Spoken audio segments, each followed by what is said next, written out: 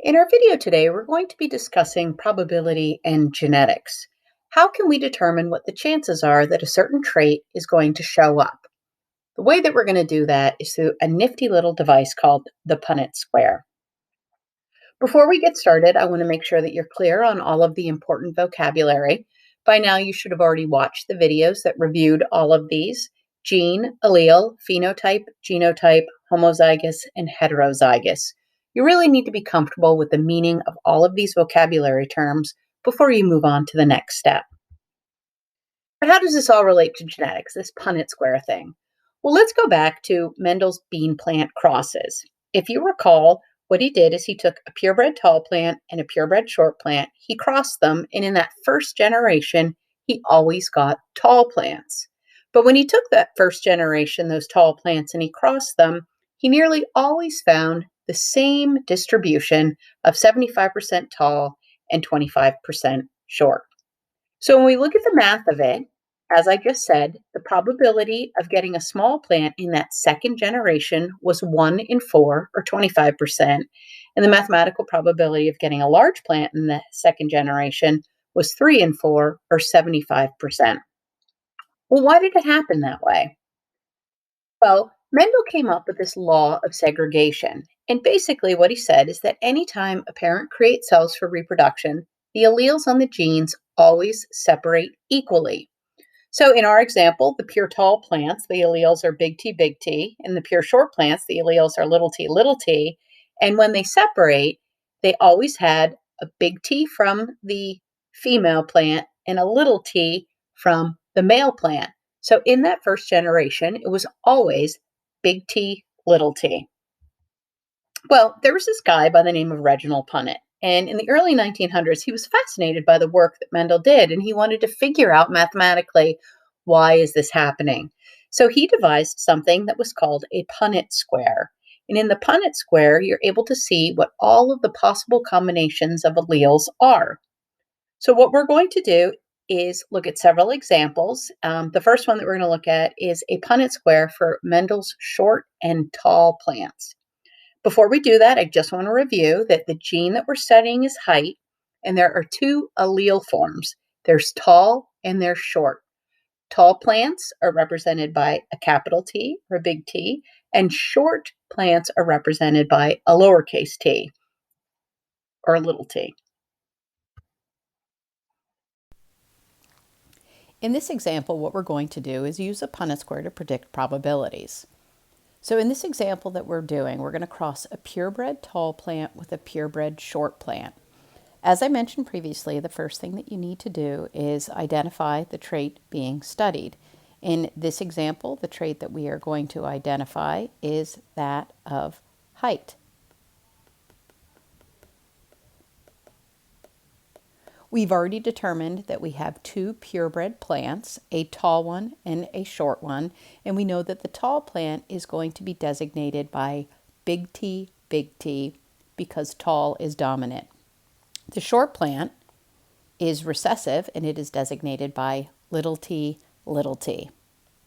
In this example, what we're going to be doing is using the law of segregation of alleles, and what that means is that each of the allele combinations, they segregate equally. So I'm going to write a big T in this column, a big T in this column, and little t over here. All I've done is just rewritten the segregation. After we've segregated the alleles, the next thing that we want to do is distribute them. So that means that the big T will go down each of the columns, and the little t will go across each of the rows.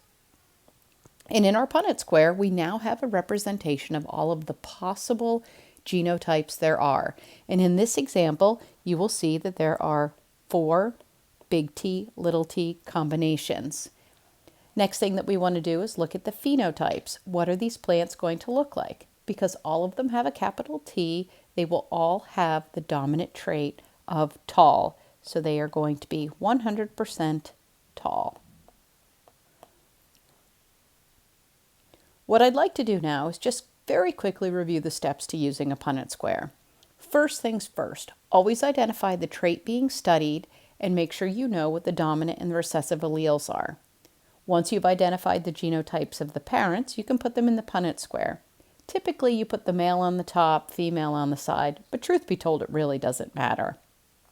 Next step is to segregate the alleles, one in each row, one in each column, and then you can distribute them. After you've distributed the alleles and you can see what all of the possible combinations are, you can identify the genotype and phenotype of the offspring. In this example, what we're going to do is cross a homozygous recessive black rabbit with a heterozygous white rabbit. First things first, we need to identify the trait being studied. In this example, the trait is going to be fur. The next thing that we need to do is we need to figure out what is dominant, what is recessive. So I'm going to go ahead and I'm going to use a big F to represent dominant and a little f to represent recessive. Going back to the question, it says cross a homozygous recessive black rabbit. Homozygous recessive. Well, that means it's going to be two lowercase letters because it's homozygous and it's recessive, and it's going to be black. So I know that the recessive fur color is black and it is represented by a lowercase f. Heterozygous white rabbit, well, a capital F will be white. So now I know what each of my letters or my alleles represent. What we have right in here is a homozygous recessive black rabbit. So we are going to represent that with two lowercase f's. And we have heterozygous, which is represented by a big F, little f. First thing that I need to do is I need to segregate the alleles. So that means I'm going to take each of these little f's, put them in the column. I'm going to take the uppercase F and the lowercase f and put them in each of the rows. The next step in this is going to be to distribute the alleles. So that means that I'm going to put these lowercase f's down each column, and then I'm going to take the next one and I'm going to go across the rows.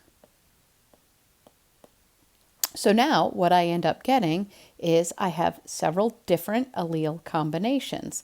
I have two that are lowercase f, and I have two that are big F, little f. When I look at my phenotypes, I am going to have half of them, or 50%, are going to be black because they are two lowercase f's, and 50% will be white because they are heterozygous. And that, my friends, is just a quick recap on how you can do a Punnett square to predict the probabilities of different offspring.